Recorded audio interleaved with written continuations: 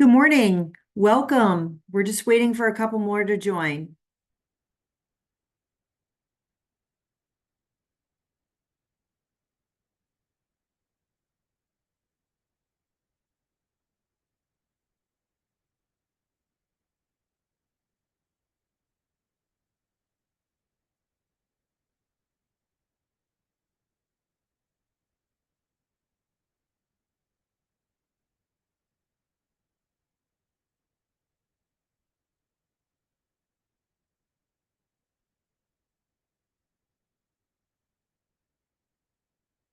All right. Well, I am going to get started. For those of you who do not know me, my name is Carey Wallace, and I am happy to be here, invited by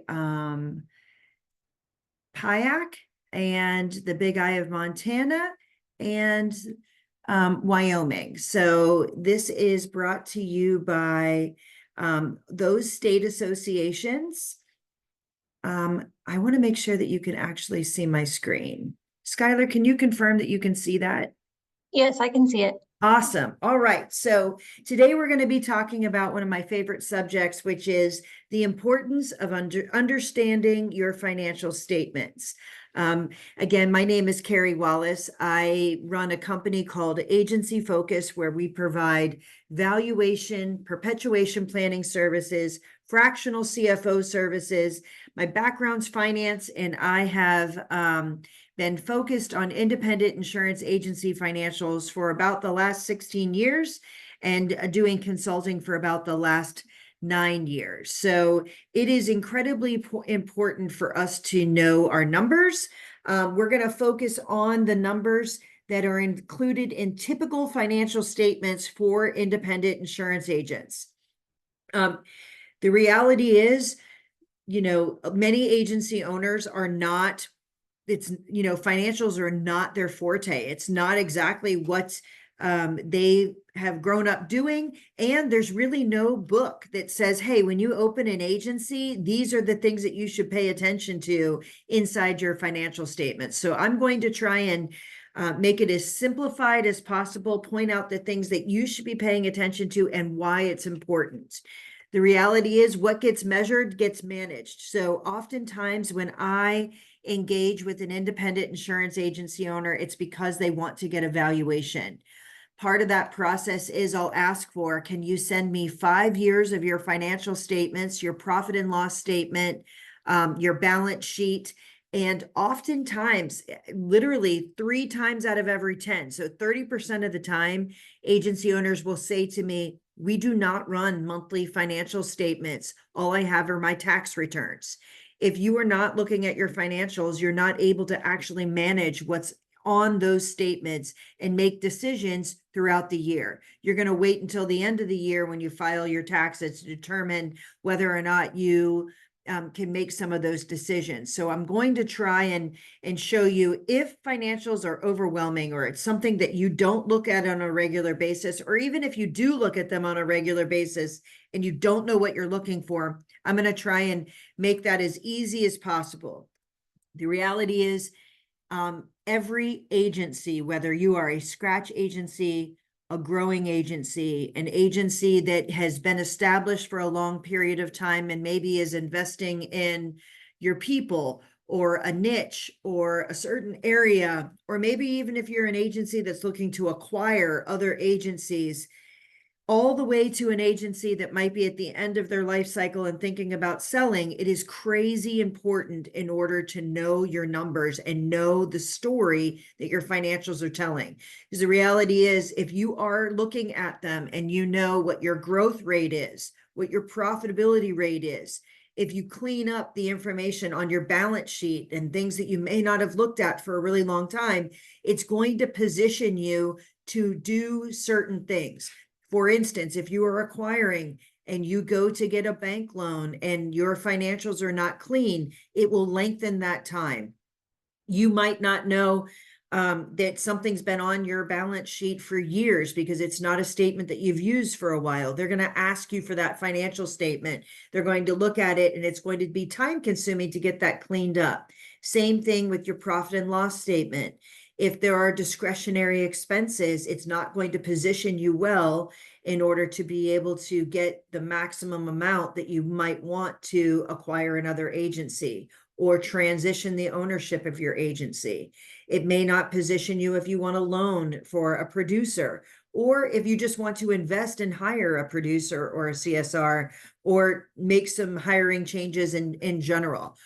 So again, wherever you are in the life cycle of the agency, it's incredibly important to know what your financials say, the story they're telling, make sure that it's an accurate depiction of your agency, and hopefully drive decisions. Because I will tell you, numbers are just numbers. Data is just data unless it drives you to a decision.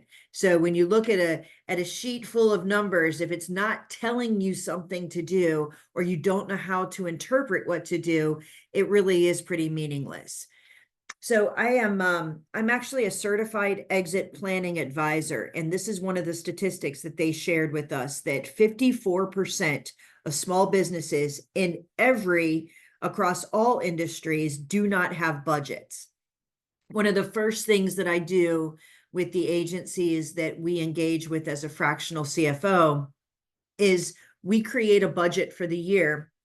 So you have a benchmark to know, how am I doing compared to last year? How am I doing compared to my plan? Do I need to adjust anything along the way? And, or am I, exceeding the expectations, and might I be able to make different decisions than the things that what I budgeted for? So we're in the middle of a hard market, and several of my clients, we just did quarterly reviews for our clients, and several of them are tracking far ahead what they typically thought they would, based on rate increases and new business, based on their fact that they have carriers that are writing, and maybe their competitors have carriers that are not writing. So several of those clients have actually said, in the second quarter, if we continue, we might actually add staff in order to deal with the situation of the rewrites that occur in this hard market. So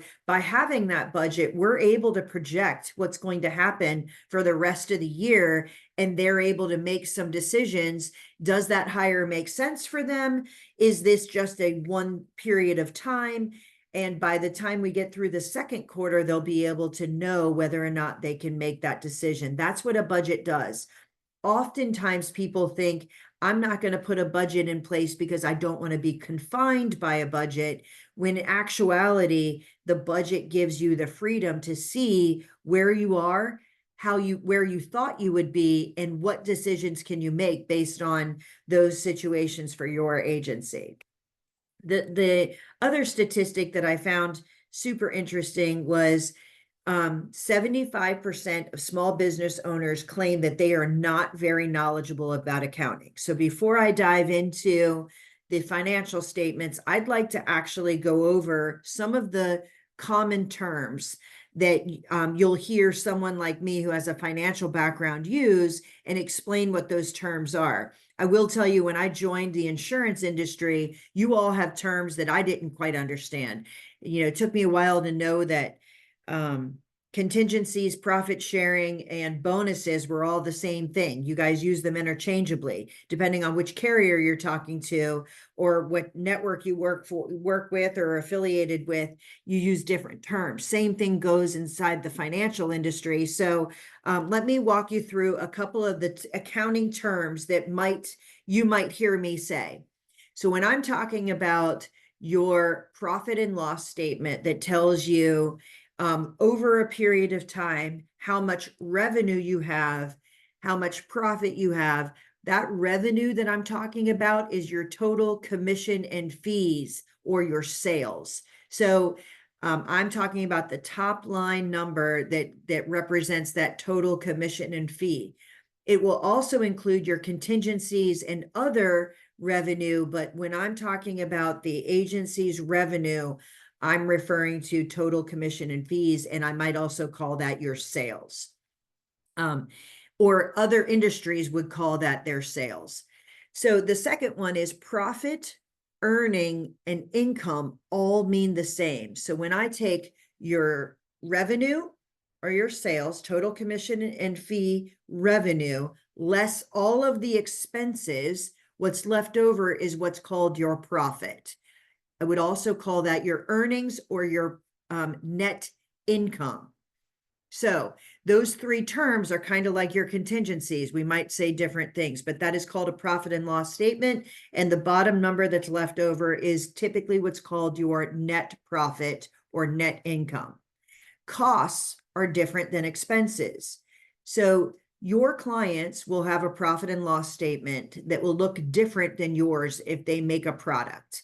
In insurance, we do not make a product. We sell something that is intangible. So they will have their top line sales. Cost of goods sold is the cost that it takes to make that product. And then they will have their net revenue. We do not have that on our profit and loss statement. We do not have costs. We only have expenses. Because again, we don't make a product, so there is no cost of goods sold. Profits are different than cash. So an agency or in any business can be profitable, but not have cash. So what I mean by that is you have liabilities or things that you owe to other people that could be ongoing over a period of time, a long-term loan, where you could not have the cash, you could be insolvent and still a profitable agency where you're making an operating profit, but it won't cover those liabilities, if that makes sense. So solvency, your ability to cover your liabilities, is different than being profitable. Does that make sense? So I want you to know that you can find these terms and the status of your business, whether it's profitable or solvent, are completely different things. And whether or not you're looking at a profit and loss statement for an organization that makes a product, a tangible product, versus ours are different. It's important to note that, because if you're using an accountant to do your accounting and they are used to working with lots of different kinds of organizations, they might think that there is a cost of goods sold that need to be happening on your profit and loss statement. It's a very common thing that I see when agents are outsourcing their accounting to a CPA or an accountant, and they don't understand our business. They misclassify some of the things that we're doing as costs, or they also don't understand trust accounting. So I'll go into those things that are very unique to our industry. So if you read a financial statement book, they're going to talk about terms that don't apply to us because of the nature of our business. So today we're going to talk about three specific financial statements: the balance sheet, the profit and loss statement, which is also called the income statement, and the statement of cash flows. Typically, agencies will have a profit and loss statement or an income statement that they look at on a monthly basis. They will be able to run a balance sheet, but most agencies look at that more infrequently than they do their income statement or profit and loss statement. And the third, the cash statement of cash flows, typically agencies do not run this statement unless they are very cyclical, and cash flow management is a challenge inside that agency. Perfect example is a crop heavy agency might have a period of time where they're very cash flush, and other times a year where they have lumpy cash flow, where their agency does not have the same income all across the year. Same thing with an agency that has a lot of benefits or life and health. They might look very different than a typical P&C agency. So that statement of cash flows is less frequently utilized by agencies, but in order of frequency that I see that agencies have their statements, they have an income statement or a profit and loss statement, a balance sheet, and very few have the cash flow statement. For that reason, I'm going to spend most time on the balance sheet and income statement today. So it's important for you to know that you run your balance sheet. It is considered a single point in time. It shows how that agency has done up into that point of the time. So if I run my balance sheet today, it's from the beginning of time to now. that balance sheet reflects what your agency has done. It shows you what you own, what you owe, and what the owners are worth, not what the agency is worth, but the ownership is worth. It measures both liquidity, your ability to have cash, as well as your solvency, or your ability to cover your liabilities with your cash. The balance sheet has three main sections. It has the assets, the liabilities, and the owner's equity. There are certain things that happen on the balance sheet, like intangible assets. Things that are included as an intangible asset on a balance sheet would be if you purchase a book of business, you would account for it as an intangible asset on the balance sheet, and you would amortize that book purchase over the life of that book. So it would be an intangible asset that you would then expense over time as you amortize that over the life of that book. Another type of intangible asset would be goodwill. Again, that would be amortized over time.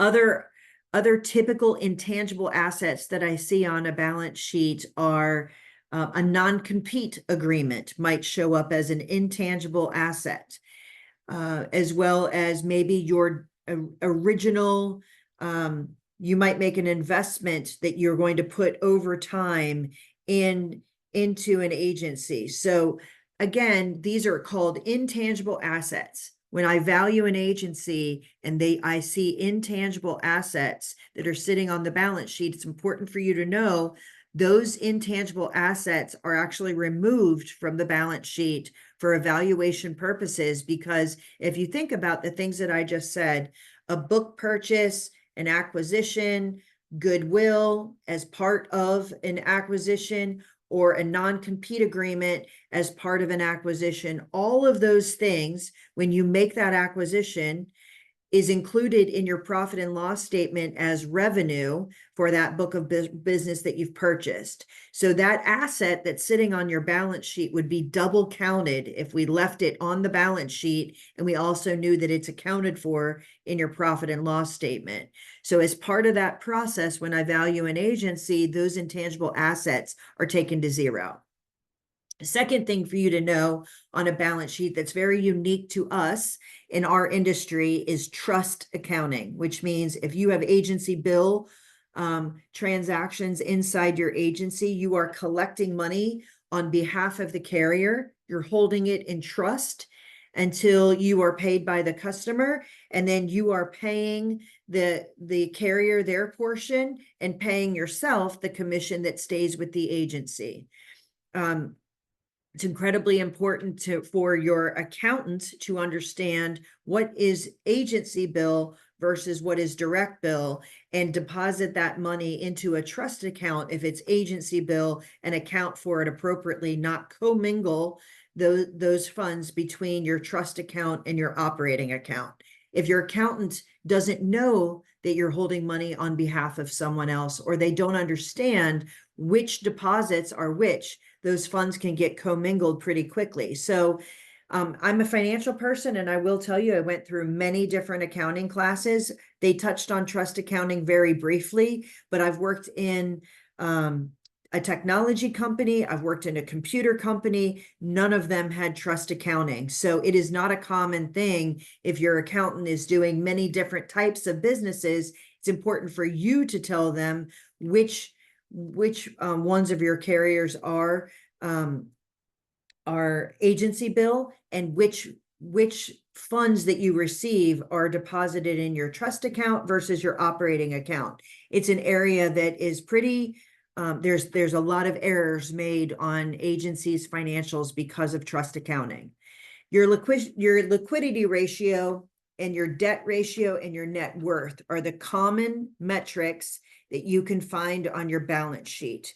Your liquidity ratio typically for an agency is higher than 2 to 1. Your debt ratio, same thing. And your net worth, it really is, depends on what the agency's doing, what their overall net worth looks like. So if you are an agency that's actively acquiring and you've just executed a large acquisition, your debt ratio might be different than an agency that's preparing to acquire or preparing to exit. Again, where you are in your life cycle and how you are investing inside your agency and what your current strategy is will make these statements look and feel different. So it's important to know what those things are, what the common metrics are, and what it should look like based on where you are inside your agency. So the next statement is called the profit and loss statement, or the net income statement, or the income statement. It is for a specific period of time. Unlike the balance sheet that shows you everything that's happened up until the date that you run it, your profit and loss statement, you actually say, I want to run my profit and loss statement from January through March. That would be the first quarter P&L, or you could run it just for January. You could run it for last year. So it is a specific start date and end date. And during that time, it will tell you what's been sold, what did it cost, and what expenses are needed to run the business. So this statement measures your profitability or your ability to continue to operate.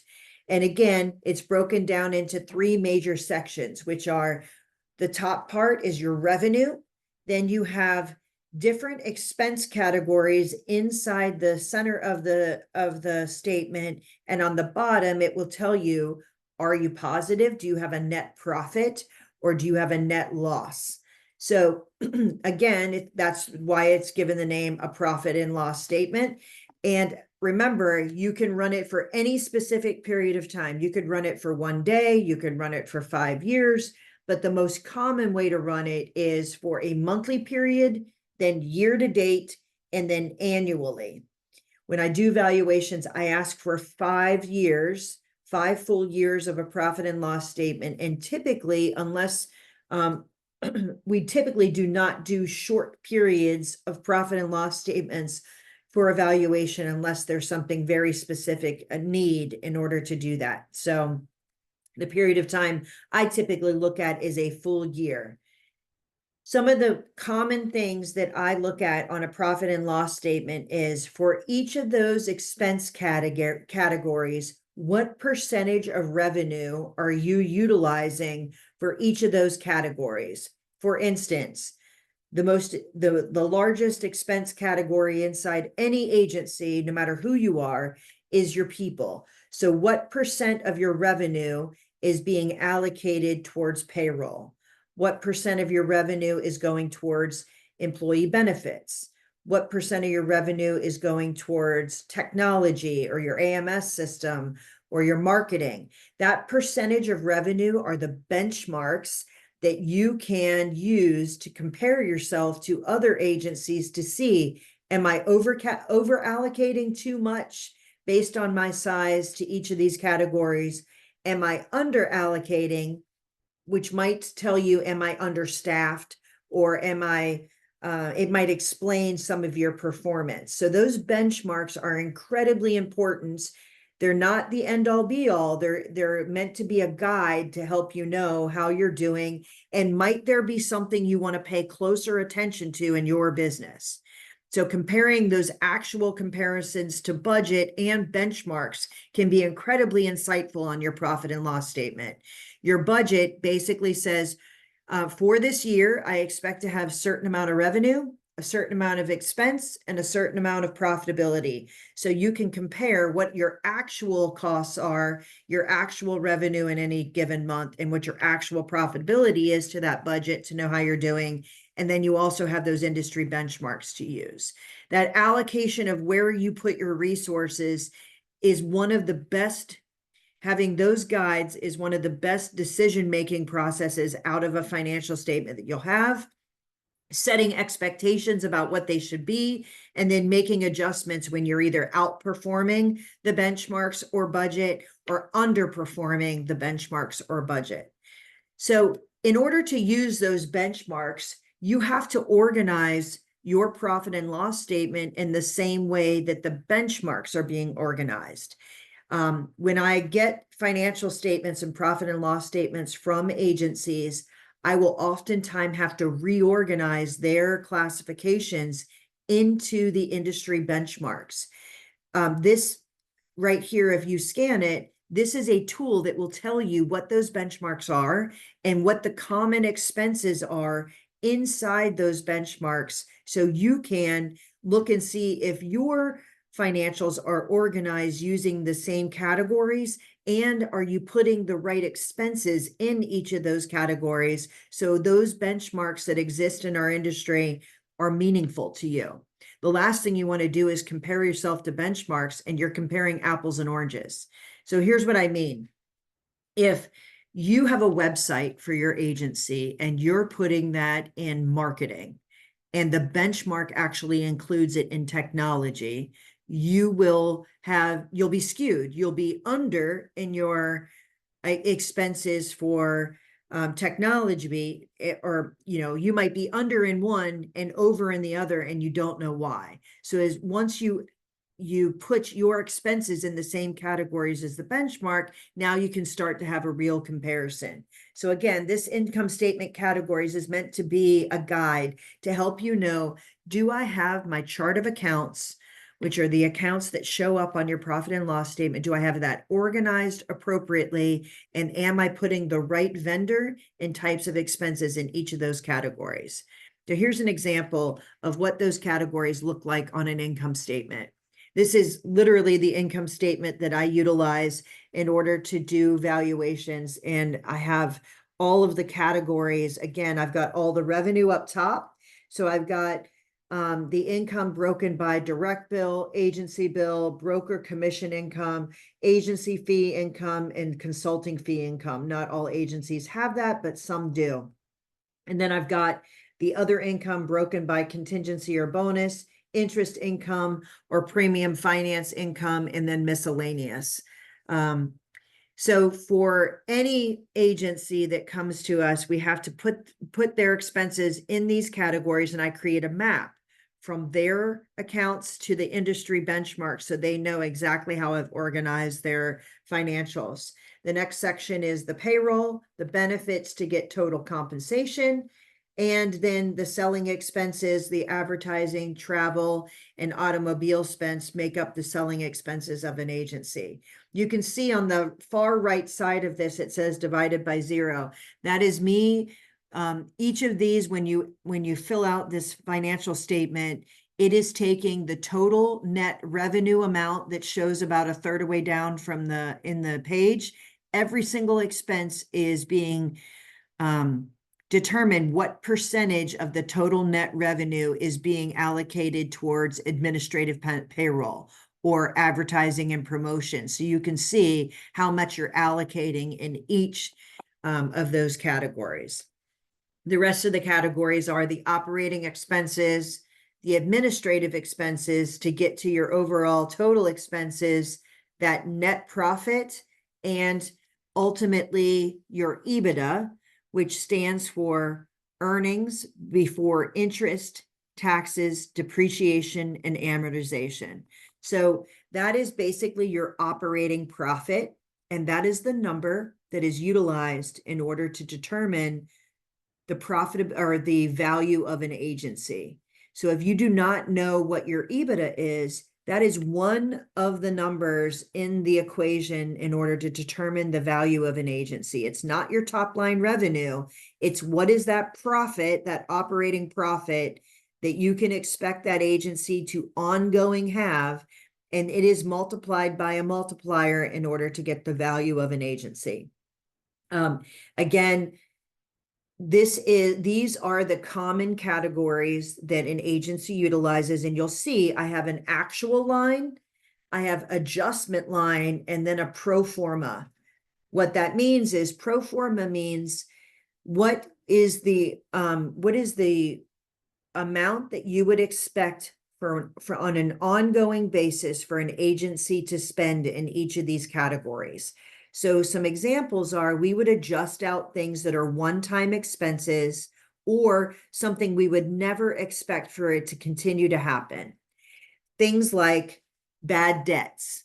You would never budget for bad debts to happen. Do they occur? Sure. but that is not something we would expect is going to happen at the same rate every month in every year. So that would be something that we would adjust off.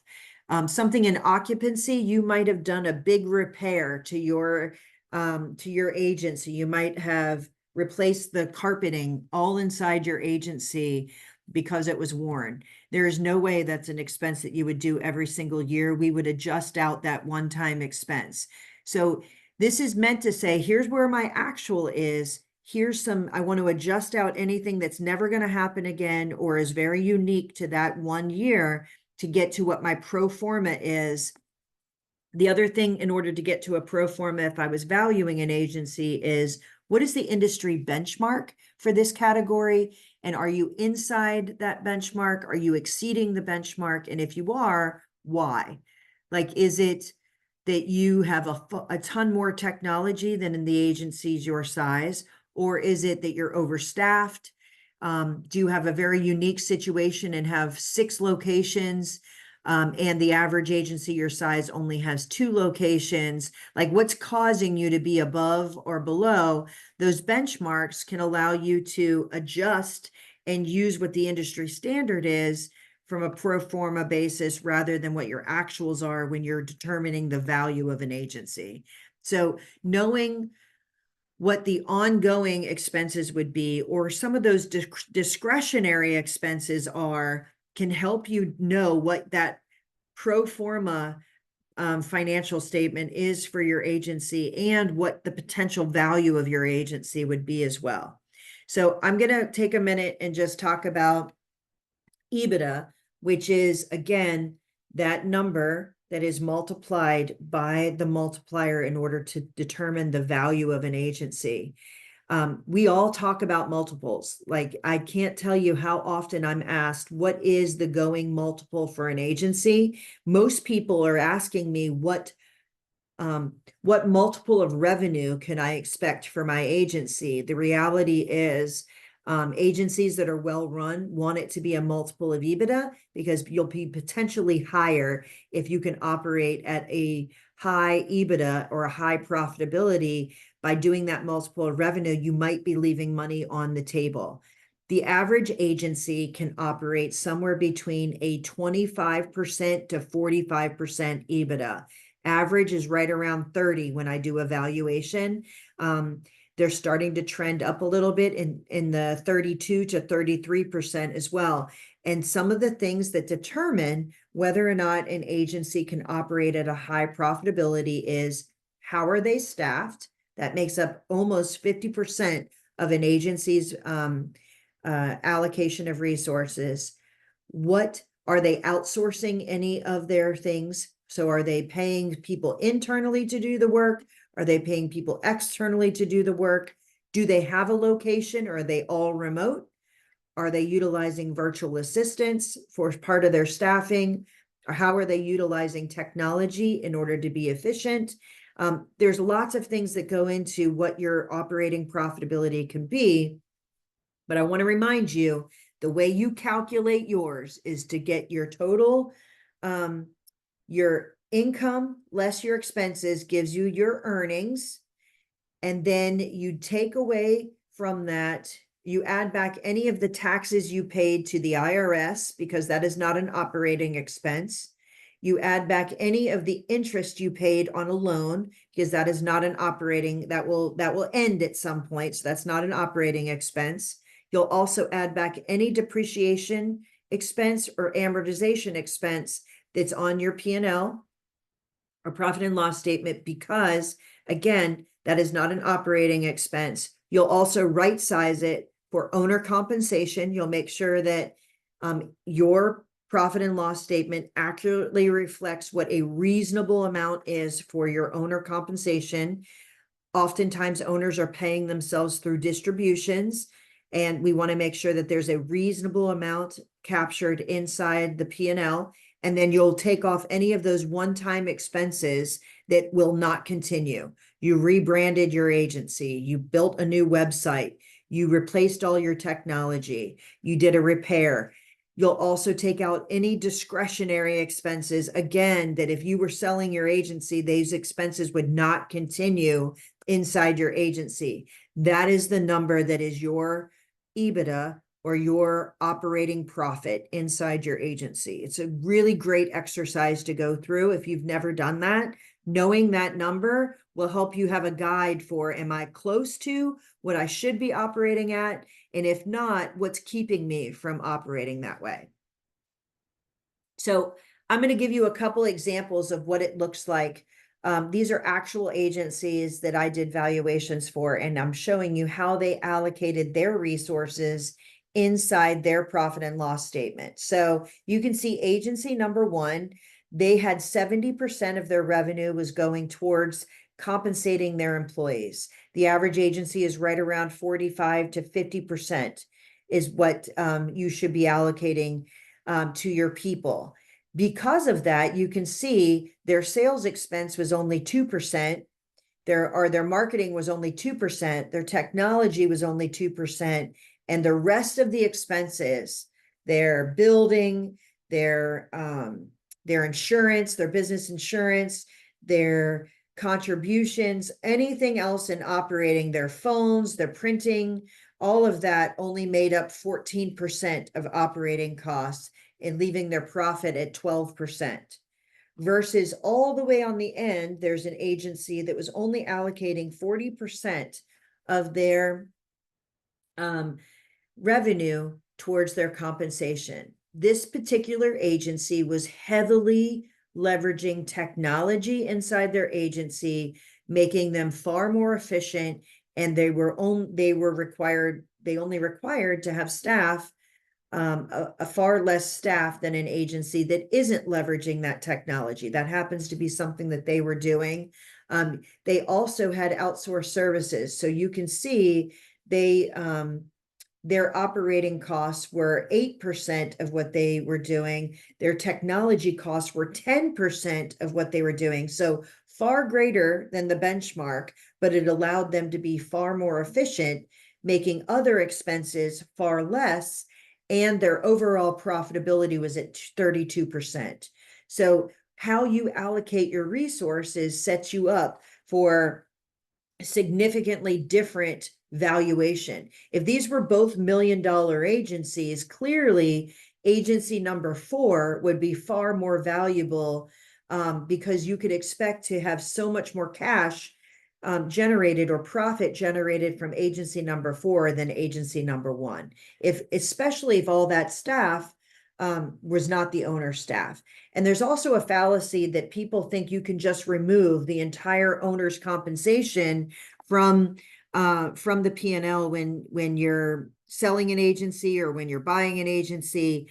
The reality is someone's going to get paid to run that agency. So a reasonable amount needs to be included in the P&L for that role inside the combined agency if two agencies are buying each other. So it's not completely removed. It might be greatly reduced, but it cannot be completely removed. The allocation that I'm showing you right here are their adjusted pro forma financials for 4 different agencies, one operating at a 12% profitability, the other extreme at a 32, and the one in between is 18 and 19. So you can see it makes a really big difference. Just to show you the example and drive home why it's important to know this metric inside your agency. I was recently moderating a mastermind group where all of the agencies were asked prior to what their growth rate was, what their profitability was, did they know their EBITDA, what their average revenue was, what their average premium volume was, and then what their number of employees were, and we were able to calculate their revenue per employee. Over 40% of the agencies at that mastermind, there was 45 agencies in attendance, 40% did not know their EBITDA. They really had never gone through that exercise. But what's interesting is the average agency that did was much larger. And look at the revenue per employee. They were managing themselves where the industry average for revenue per employee, which is a metric that basically measures your productivity inside your agency. Are you properly staffed? And remember, that's the largest expense and the largest asset inside your agency is your people. Being staffed appropriately and compensating them appropriately is incredibly important and will greatly impact your profitability. Well, you can see those agencies that knew their EBITDA were also operating at a much higher average revenue per employee than the ones that did not. So knowing these numbers, what gets measured gets managed, really helps you, know how to manage to these numbers as well. And that industry average for revenue per employee is about $149,000. So it's important, again, know these numbers and know what they mean and the impact that they have. I put this here and I'll be happy to share all these, but these are the benchmarks, some of the key areas, what the benchmarks are for how much of your revenue should go to each of these categories. I had said earlier that payroll and benefits, that typically makes up somewhere around 40 to 55, depending on the size of the agency. That's why there's a range. What your selling expenses are, what your technology selling expenses include marketing, car expense and travel, what that technology expense is, what the rent or facility cost is for your office, those kinds of things. So what is the average based on the size of the agency that's there for you? Here's some of the common areas of adjustment. Compensation is by far the largest thing that's adjusted, simply because of owner compensation and how unique that is. You can be paying yourself W-2, you can be paying yourself 100% in distributions. Based on your tax structure, you could be vastly different in your compensation structure for owners, which is totally fine. But again, as we're doing that pro forma, you want to make sure that we're being consistent with what's reasonable for an owner to make in that agency, as well as rent and occupancy is an area of adjustment because oftentimes the owner might own the building, so they might be paying themselves through rent as well. Travel and entertainment is an area that's typically adjusted because there could be discretionary costs there. Insurance is another area. They might have discretionary costs in the insurance category. Lots of places that are adjustments. No big deal. I've never seen an agency that doesn't have discretionary expenses. Just knowing what they are and being able to wrap your arms around those helps you know what your potential profitability would be. I put these in here as, again, a guide to what some of the average benchmarks are.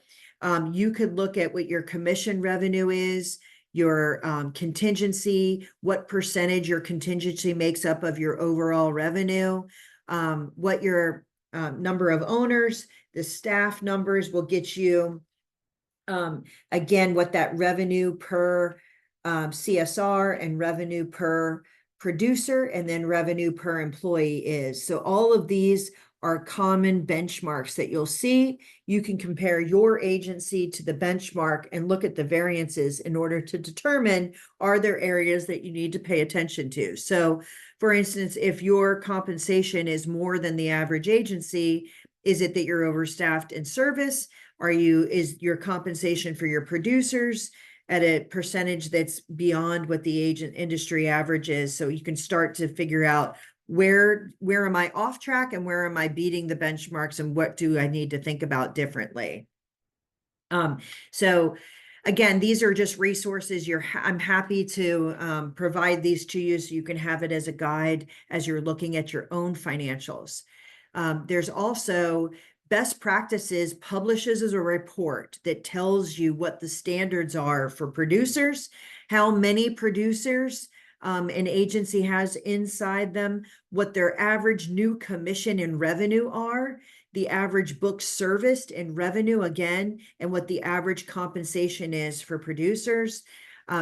So again, you can buy the best practices report in order to get these industry standards. They're broken by revenue class. So these are all agencies from 0 to 1.25 million. These are the benchmarks. And then it moves to 1.25 to 2.5 million. These are the benchmarks. Same things for CSRs. It says how many average service people work inside an agency that are certain sizes, what their average revenue per staff is, and what the revenue per staff is, if they have personal lines or commercial lines, P&C staff, what that looks like. So again, you can start using these benchmarks. If you run your own agency's numbers, compare them to these industry standards, you can start to see, am I outside or inside these benchmarks? The tricky thing is, these published benchmarks start from 0 to 1.25 million in revenue. That's a very large category.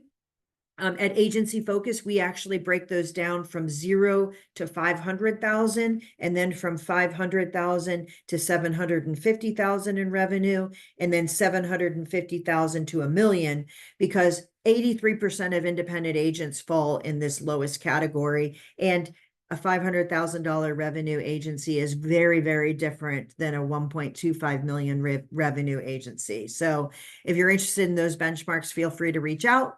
But again, they exist. And again, it's meant to say, how am I doing? How do I compare? And is there something that I need to change or adjust to be in line with the industry standards? I focused on revenue. I focused on compensation because it's the hardest thing to change, but it's also something that if you were looking to exit and sell, let's say, or if you were looking to buy another agency and their compensation structure is off, and they expect to get top dollar for their agency, but they're paying their people way too much money, you won't have enough profit in order to command that kind of price for that agency. And it will be something that will impact what you can sell your agency for. Because if the buyer decides to offer you a lot of money for your agency, top dollar for your agency, and you change the comp structure to be in line with the industry average after that sale, you're likely going to lose that staff. And when you lose the staff, you'll also have a problem with your retention. So having a comp structure or compensation structure that is in line with what the industry average is one of the best ways to position yourself well if you're buying an agency or if you're selling an agency. Okay, enough about profit and loss statement. I could talk about that for the entire hour. The last statement is the cash flow statement, and it's made up of several different things, but number one, what your profit and loss is from your profit and loss statement. Then we add your accounts receivable, the amount that you expect to collect, the amount that you owe, your accounts payable. Those owner distributions are part of this cash flow statement, as well as are you spending anything on capital expenditures? Are you spending anything to invest in the agency?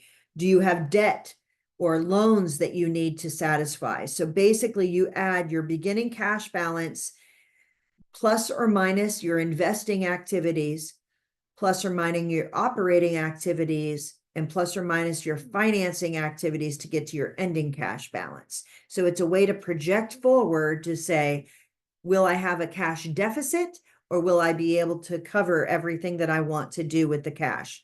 Cash is all about, can I cover the investments that I want to make inside an agency? Super important for those that have cyclical cash flow, as well as those that are looking to acquire and want to leverage debt in order to do that. What will it do to the operating and the overall cash flow of the agency? So it's an important statement if either of those things exist inside your agency. It's a great statement for any business to know, but that's typically why an agency owner utilizes it. I'm just bringing home, once you know that EBITDA number, you then multiply it by the multiple in the market in order to get the value of your agency. It's important for you to know, though, that EBITDA number is 100% controlled by owner decisions and your performance. The multiple is based on market factors, which is positive right now and's been growing over the last 15 years, but it also is determined by the risk inside your agency. Are you growing? Are you profitable? What your loss ratios are, what your concentration with your carriers are, concentration with your customers, concentration with your producers, a line of business. All of those risk factors will impact that multiple. But EBITDA is actually the one that you can impact the most as an agency owner. So if you're looking for action, that's the number to know, and that's the number to manage to. I'm going to show you an example of an agency. These are both $2 million agencies. One is at a 17% EBITDA. The second is operating at a 30% EBITDA, which means they have a profit gap of the two of them of $260,000 that's left over as profit. If that multiple for the first agency, let's say that they have a lot of risky things. They've got one account that makes up 30% of the book of business. It's also managed by one producer that's going to retire, and they have high loss ratios, no technology or paper files. They might be at a 6 multiple, where the agency that's operating best in class is operating at an 8 multiple for a difference in value of 2.76 million. So if you just use the top line revenue for both of these agencies and said it's 2.5 or 3 times revenue, you would have thought both of these agencies were worth $4 million if it was 2 times revenue, when in fact, they are not worth the same. So you have to think about that. When I act as a fractional CFO, these are the metrics that I provide to my clients. We look at their commission and fee income compared to plan, which is their budget, their year-to-date commission and fee growth. So what's their growth rate compared to their budget? What is their retention rate compared to their budget? And what is their new business production compared to their plan? Those are the numbers that we watch all the time. And we can adjust and make changes if something is off. From the profitability standpoint, we look at what's their operating profit versus what we budgeted it to be. What is their EBITDA versus what we budgeted it by month? And then what is their trailing 12 months revenue per employee versus what our goal is for it to be based on the size of the agency, and what is their trailing 12 month spread per employee versus the budget. So those are the key metrics that every single one of my clients look at every single month. These are the numbers that we get off of their financial statements, and they use those to make decisions about reallocating resources, possibly outsourcing, rethinking their staffing structures. Some of the ways to rethink your staffing structure could be to consider using VAs. Technology can make a huge impact in that. If you're not using a CRM inside your agency, that's something that, again, for efficiency's sake, can make a huge difference.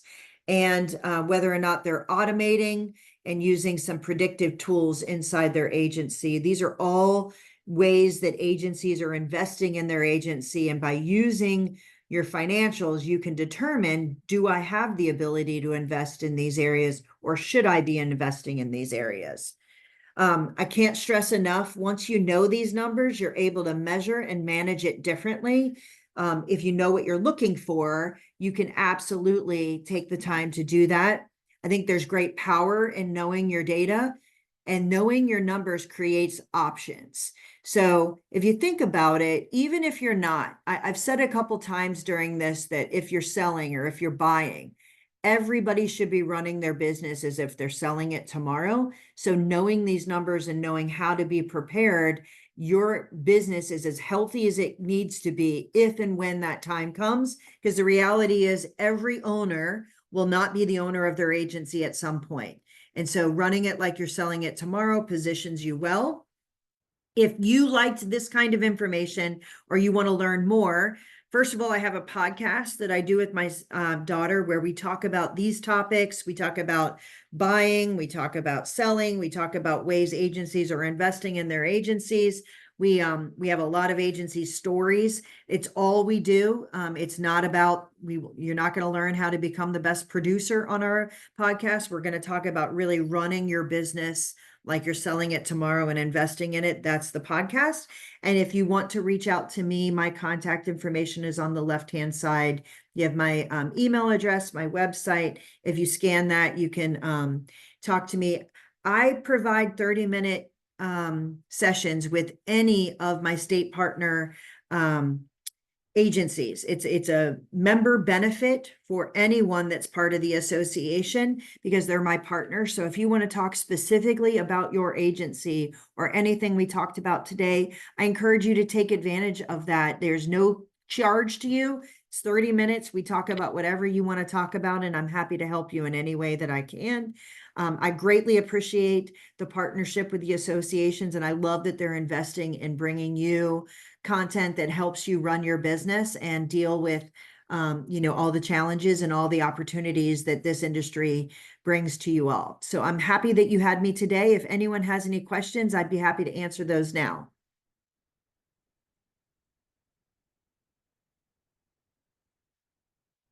You are welcome, Stephanie. Thank you for joining me. Anybody have any questions for me? Well, it was fun spending time with you all. I look forward to seeing you next week at the next session. We have a total of 4 sessions. This was the first one. So if you are interested, please check those out. And you can find information on your state association on how to register for the ones that are coming soon. Thanks for your time, Carey. I'll see you next week. All right, take care.